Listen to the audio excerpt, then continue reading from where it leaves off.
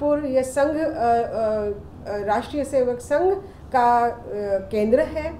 इसके साथ साथ बाबा साहब अम्बेडकर की जो विचारधारा के साथ जुड़े हुए लोग हैं वह भी नागपुर को एक बहुत ही अलग नज़र से और बहुत ही रिस्पेक्टफुल नज़र से देखते हैं। ये मतलब इतना सारा राजनीतिक, सामाजिक, शैक्षणिक और सांस्कृतिक स्तर पर, सारे स्तर पर नागपुर की जो भूमि है और नागपुर का ये निर्वाचन क्षेत्र है, ये एक अलग तरीके का घमासान जिसको कहते हैं या युद्ध क्षेत्र बन गया है और सभी की नज़र उसके ऊपर टिकी हुई है।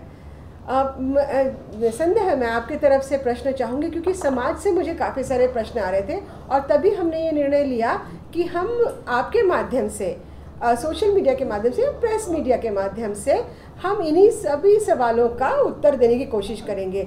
मेरे सोशल मीडिया के इस पर और या कोई सभाओं में मैं जा रही हूँ तो वहाँ पर भी अनेक प्रश्न होते हैं।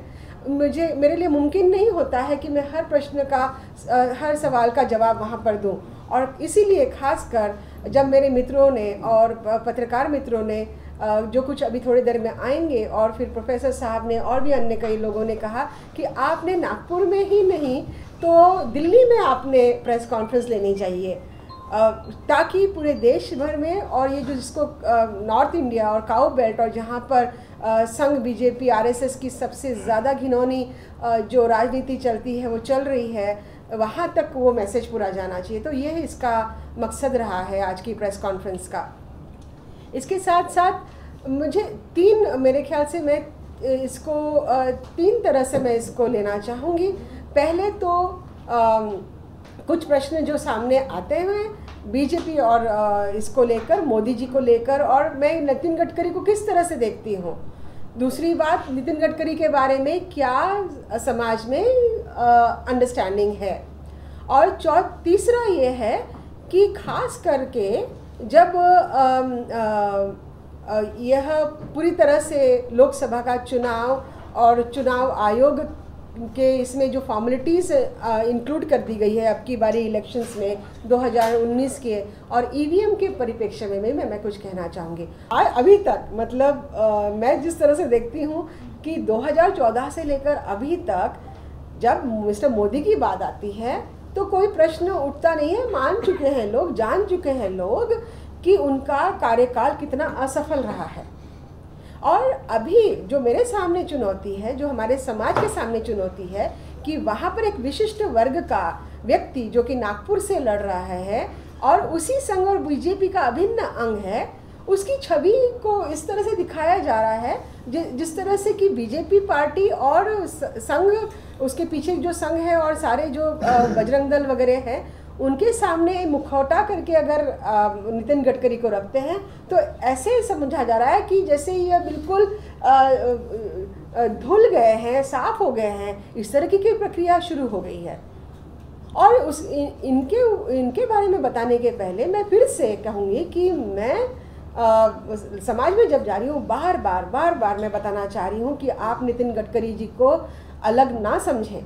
वो ना ही वो सिर्फ संघ का जो अल्टीमेट गोल रहा है कि इस देश का प्रधानमंत्री ब्राह्मण वर्ग से होना चाहिए, हमेशा उनका रहा है। वो नहीं बना पाते हैं जो उथल पुथल सामाजिक चल रही है उस वजह से। लेकिन हमें मालूम है कि उनके जो सारे समझ है, परिचय है, उसमें वो किस तरह से उस चीज़ को इतनी मजबूती से सामने लाते हैं, बहुत उद्धृत तरीके से, छुपे तरीके से, और कुछ अलग तरीके से, मीडिया के ज़रिए से भी और इंडिकेटिव तरीके से भी। तो ये जो उजली हुई छवि है यह बिल्कुल भी नहीं है। क्योंकि पैटर्न उनका वही है, पैटर्न उसी तरह से ला रहे हैं, अच्छे दिन और विकास पुरुष। और अभी नितिन गडकरी जी को भी बिल्कुल नॉन करप्टेड पर्सन या विकास पुरुष के तरह से लेकर आ रहे हैं। मुझे याद है वो समय जबकि बीजेपी और वाजपेयी जी को बताया गया कि बहुत वो अच्छे व्यक्ति हैं, बहुत उजले व्यक्ति है, कवि भी है, कविता भी कर लेते हैं। मतलब कवि को तो ऐसे ही माना जाता है कि I mean like he is a nice person, there can't be anything wrong with him, ऐसा माना जाता है। तो उनकी वैसे बनाया गया। और हाँ अच्छे व्यक्ति है, पार्टी गलत है मगर व्यक्ति तो अच्छे हैं। मोदी जी आए, जब इनका कार्यकाल आया बर्बाद हो गया देश, तहस नहस होगी, उद्वंस हो गया, विध्वंस हो गया, लेकिन वो का सारा ठिकरा जो बीजेपी का और आरएसएस का है वो एक व्यक्ति के ऊपर डाल देना चाहते हैं, वो ठिकरा उनके ऊपर फोड़ देना चाहते हैं। क्यों करके? क्योंकि अभी आप मोदी जी को जान गए हैं, उनके कार्यकाल को जान गए हैं, आपने उनको पहचान लिया, आप उनको चुन के नहीं लाने वाले हैं। और ना ही और बीजेपी को पूरा यकीन है कि अगर मोदी जी को अगर वो अपना प्राइम मिनिस्टर कैंडिडेट करके बताएंगे तो बीजेपी आने वाली नहीं है, या उनको अभी सबड्यू करना है। तो वह ठिकरा उनके ऊपर फोड़कर फिर से बीजेपी की उज्जवल एक तस्वीर, एक छवि बना के रखना चाहते हैं, और हम ये होने नहीं देना चाहते, हम ये होने नहीं देंगे।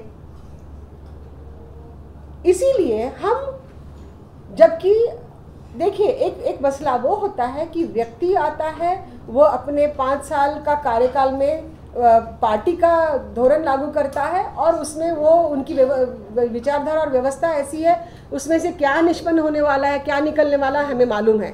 लेकिन तब तक तो 5 साल का समय निकल गया होता है, लोग तो वो व्यक्ति को वोट कर दिए होते हैं, उसके लिए सहमति बन गई होती है। ऐसा ही हुआ मिस्टर मोदी के साथ। पूरा का पूरा ओबीसी वर्ग आधा समय तो समझता रहा कि मिस्टर मोदी ओबीसी है, और भी कई तरीके से उनके पारिवारिक तरीके से उनके बारे में भ्रम फैलाया गया, हर तरीके से फैलाया गया, और इसके लिए वो मेन स्ट्रीम मीडिया जिम्मेवार रहा। और मुझे खुशी है कि उसमें का एक भी नुमाइंदा यहाँ पर नहीं है, क्योंकि मुझे यकीन है कि यहाँ पर से तो भी सच्ची बात और सही बात वहाँ पर जाएगी। तो यह जो प्रोसेस और इनका जो पैटर्न है बीजेपी का, कि इस तरह से उसको लगातार एक जनमत बनाना, और वो जनमत से वह एक विशिष्ट वर्ग के उसी विचारधारा का व्यक्ति और उसी उनकी जो आइडियोलॉजी ही नहीं तो उनका जो मैनिफेस्टो है, उनका एजेंडा जो है, उसको पूरी तरह से लागू करने वाला व्यक्ति वो फिर से लाना चाहते हैं। और अगर वो ये सोच रहे हैं कि नितिन गडकरी की उचली इसके लाकर सामने लाकर वो अपने इसमें सफल होंगे, तो हम वहाँ पर नहीं होने देंगे। इसीलिए मैंने नागपुर को चुना। मुझे मेरे पार्टी की तरफ से जब हम लोग ने almost peoples party of India democratic, ये 1.5 साल में बनी हुई पार्टी है, लगभग हमने अभी 135 से ज़्यादा कैंडिडेट्स हमने फील्ड में। और इसके पहले भी ये कोई हमारा पहला चुनाव नहीं है, इसके पहले हमने विधानसभा के इलेक्शंस एमपी में और राजस्थान में लड़े हैं। राजस्थान में उतना सफलता हमें नहीं मिली, लेकिन एमपी में हमें कुछ हद तक सफलता मिली है। जब हालांकि हम लोग जो मिनिमम परसेंटेज वोट है वहाँ तक नहीं पहुँच पाए, लेकिन गर्व की बात यह है कि 5-6 सीट्स तक तीसरे पोजीशन पे पीपल्स पार्टी ऑफ इंडिया आई है। आप जाकर वेबसाइट पे भी इसको चेक कर सकते हैं। अब ऐसा होते हुए जब मुझे पूछा गया कि आपने नागपुर को क्यों चुना, तो मैं अभी जितना मैंने आपके सामने बताया वही चीज़ें उन्हें बताई। और मैंने ये संघर्ष को सिर्फ राजनीतिक संघर्ष करके ही नहीं मैं ले रही हूँ, तो इसको एक विचारधारा का संघर्ष, फुले आम्बेडकरी बहुजन विचारधारा बनाम मनुवाद और ब्राह्मणवाद की विचारधारा जो उनके माध्यम से चल रही है, क्लैरिटी के साथ मैं इस तरह से आ रही हूँ। और मैंने इसमें कोई अपने शब्दों को नीचे ऊपर नहीं करने की कोशिश की है। इसी तरह की हमारी छवि रही है। जिस संगठन के पार्श्वभूमि मेरे साथ है, उस संगठन की भी इसी तरह से छवि रही है। तो ये संघर्ष इस तरह का है।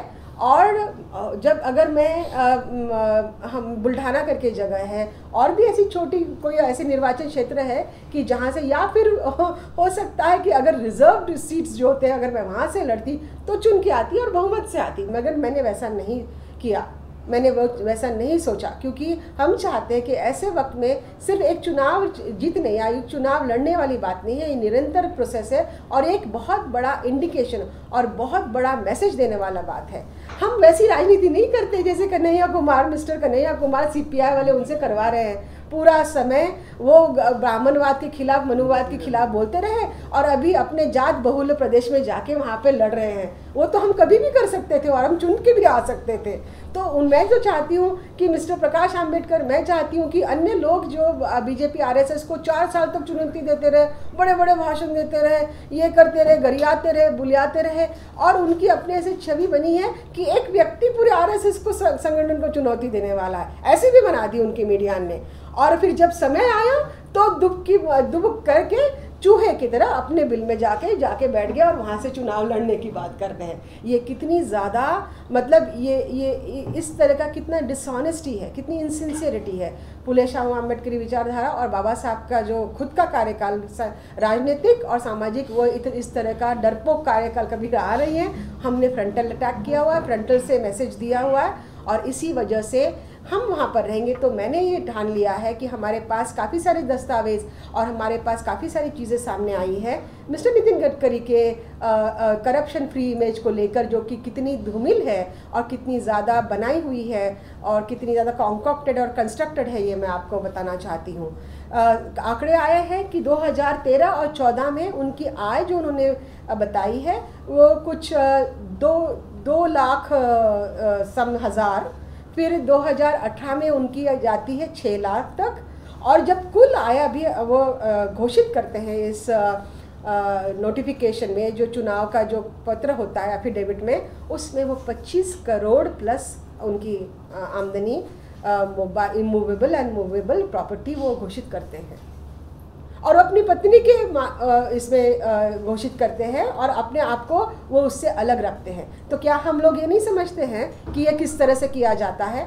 इतना ही नहीं तो आप अगर वेबसाइट पे देखेंगे, मैं आपको लिंक प्रोवाइड करूँगी, वहाँ पर कितनी सारी मल्टीनेशनल कंपनी में उनका इन्वेस्टमेंट है, कितने सारे मल्टीनेशनल कंपनीज़ के अंदर में घोटाले करे हुए हैं। और जितना भी ये आपको जो पुल गिरते हुए नज़र आए हैं मुंबई में, और जो एक बहुत बड़ा हादसा जो यहाँ पर हुआ था कलकत्ता में, वह भी उनकी कंपनी से रिलेटेड है। ये बातें मीडिया नहीं बोल रही है, ये बातें मीडिया में नहीं बताई जा रही है। वहाँ से लेकर अगर हम लोग नागपुर क्षेत्र में आते हैं तो हम देखते हैं कि मिस्टर नितिन गडकरी वहाँ पर, उनकी सरकार और फडणवीस भी वहाँ पर ये बता रहे हैं कि मेट्रो लगनी चाहिए। मैं उस दिन प्रचार माध्यम के इससे मैं घूम रही थी, तो हमने हमारे ड्राइवर से पूछा और अन्य लोगों से पूछा, आपको क्या लगता है? हम मतलब नागपुर तो हमारी जगह है ही, बहुत अक्सर हम वहाँ पर जाते ही रहे हैं, लेकिन अब तो 1 महीने से हमने वहाँ पर खेमा गाड़ के रखा हुआ है। तो हमने पता किया कि वहाँ पर मेट्रो की ज़रूरत ही नहीं है, हमें दिख रहा है ज़रूरत ही नहीं है वो सिटी में। और भी कई चीज़ें ऐसी हैं कि वहाँ पर जो डेवलपमेंट के नाम पे किया जा रहा है वो बिल्कुल भी वहाँ पर उसकी ज़रूरत नहीं है। वो कहने लगा, वो ड्राइवर और व्यक्ति कहने लगा कि मैडम डॉक्टर नितिन गडकरी साहब अभी नहीं 10 साल की आगे का देख रहे हैं। मैंने कहा 10 साल के आगे का देख रहे हैं, और यहाँ पर जो विदर्भ में किसान जो आत्महत्या कर रहा है वह क्या तुम्हारे लिए 10 साल रुकेगा? 10 साल के बाद उसकी आत्महत्या हो रही कि आज उसकी आत्महत्याएं हो रही है? तो यह जो नरसंहार का, अलग अलग तरीके से नरसंहार का जो हुआ है, मिस्टर मोदी का राज बोल दिया है उसको, जैसे कि मिस्टर मोदी रिस्पॉन्सिबल है। मिस्टर मोदी तो है ही, उनको तो सामने रखा गया, बीजेपी और आरएसएस इसके पीछे है। वैसे ही मिस्टर नितिन गडकरी को एक उज्जवल प्रतिमा के सामने रख देंगे बना के, और पीछे में बीजेपी और आरएसएस अपना सारा का सारा एजेंडा, जो एक उच्च वर्णीय प्रस्थापित वर्ग का एक एजेंडा होता है, उसको कार्यान्वित करेंगे, ऐसा हमें लगता है। और हम ऐसा वहाँ पर चुनौती इस तरह से हम इसको ले रहे हैं, यह मैं मीडिया के सामने रखना चाहती थी। अगर आपने चैनल को सब्सक्राइब नहीं किया है तो प्लीज़ सब्सक्राइब कीजिए और ताज़ा अपडेट पाने के लिए बेल आइकन को दबाना ना भूलें।